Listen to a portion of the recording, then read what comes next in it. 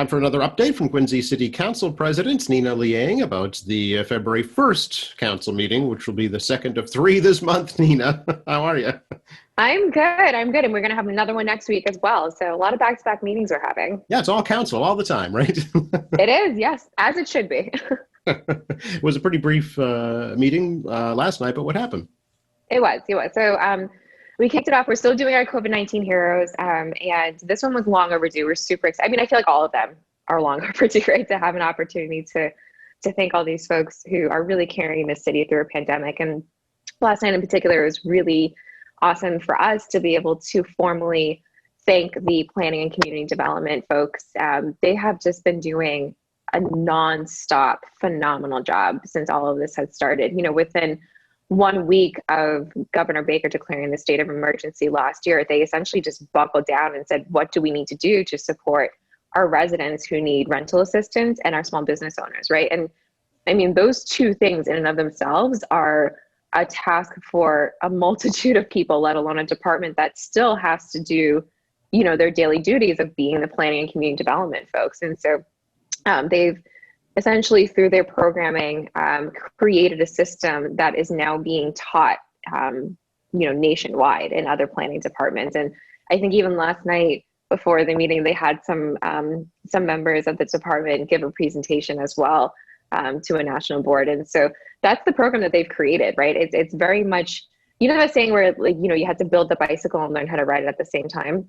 And that's what they've had to do. And they've done it extremely well. I mean, we're talking millions of dollars of grant monies that have come in to our local businesses, right? Through the program that they've created, you know, millions of dollars that have come in for rental assistance. They've helped with grant applications and forgiveness, working with, you know, the SBA platforms and how you navigate the PPP loans and getting those forgiven as well, keeping people employed. I mean, they've kept people in their homes in this city, and they've kept people working, and they've kept, you know, businesses open. And I don't know how many people know that, right? I don't know how many people know how much they have done and the systems that they've created. I mean, the website and social media links that have all of the restaurants listed, you know, when they're open, what they're open for, whether it's takeout or dine-in or delivery or one or the other, and that changes based off of what's happening in the state. I mean, those changes and those kinds of notices to the public, right, is all possible because of, you know, planning and community development and the amazing team over there. And so we had Sean Glennon on, we had Maureen Gearing on. They're just two leaders of, you know, a massive team of people who have done this work well. And so, yeah, I mean, I can go on forever about their accomplishments, but I encourage folks, if and when they have time, to just go in and take a look at, you know, the website and see all the programs that they put into place.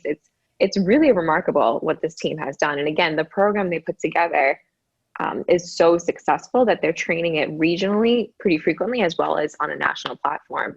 And I just think that speaks volumes to the people that are working in that department.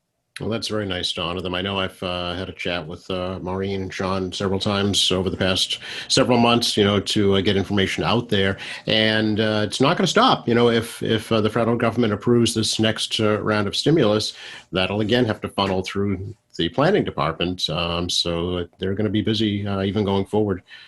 Yeah, and again, they're on it. I mean, it's phenomenal what they've done over there. Really brilliant, really, really community engaged folks. They, you know, every time they put out materials, whether it was just an informational packet for small business owners or, you know, a webinar on how to do an application for these grants, whatever it may be, what I personally really appreciate too is that all of those materials are translated, which is super important, right? Particularly here in the city where we have such a high minority population and folks who have limited English proficiency, whether they're residents here and they're renters and they need to get this information in their language, or if they're business owners where, again, they have limited English proficiency.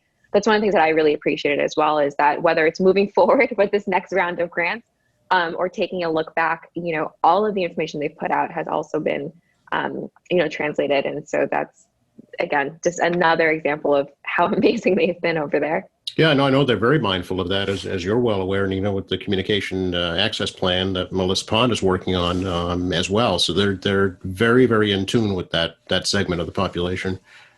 Yeah, they kind of do it all, you know, they really do. Right. Yep. Yep. So that was the first order of business, right?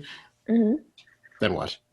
Well, then we had an appointment for the Quincy Housing Authority. So we always, once in a while do these appointments to these boards, and specifically for the Quincy Housing Board, um, or the Quincy Housing Authority, there's a board of commissioners essentially who, they're volunteers. It's 5 members, and then they oversee the direction of the housing authority. And so whether it's Section 8 housing, or, you see a lot of the senior buildings across the city as well, right? The board of commissioners essentially just makes sure that the work that's being done there is in line with the city's efforts and what the city has for the vision for that authority.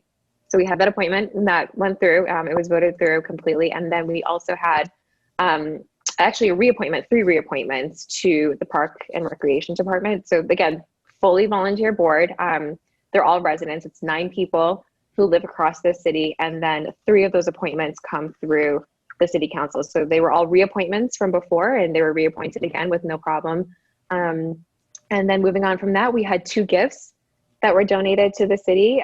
That's something that, when I first started on the council, I wasn't 100% sure what that was and what that process was. And again, this is one of those moments where all these amazing things happen in the city and a lot of people don't know about it, right? Like these gifts that people donate to the city that then can be used for city services, veteran services, our first responders, they're business owners, they're residents here in the city who just want to make a generous contribution, and being on the council, managing the funds in the city, we have the opportunity to accept those donations and then allow for those donations to then be used for, again, whether it's veteran services, first responders, whoever those folks want to donate to, the library services, for example.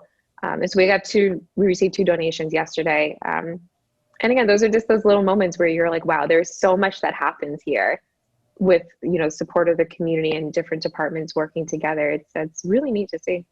It's always good to tell some good news, right? Some good stories about people doing good things because they care. Yeah, and we are happy to accept those kinds of donation and support from, residents and business owners alike. It's it goes right back to the city services, and it's incredibly generous of people to make that contribution back to their city. But yeah, that was pretty much it. It was a really brief meeting. It was Councillor Andronico's first meeting, brief one for him.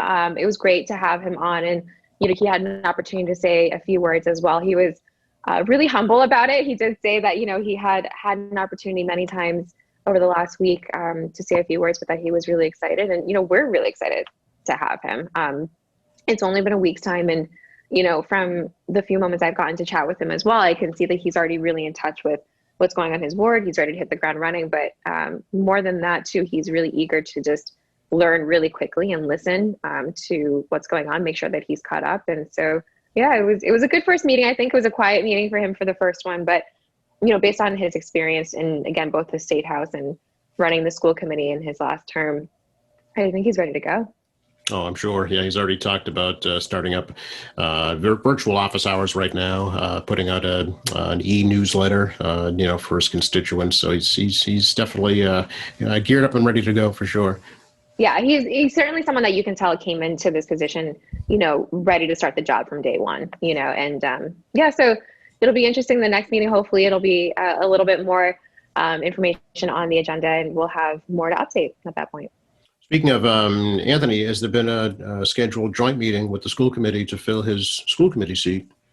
There has not yet. So because it is a joint meeting between the school committee and the city council, and both bodies, have a lot of scheduling that they need to look at. We are hoping to have some news, pretty quickly. We want to make sure that the vacancy doesn't stay vacant for too much longer. And so, hopefully within the next week or 2, we'll have something.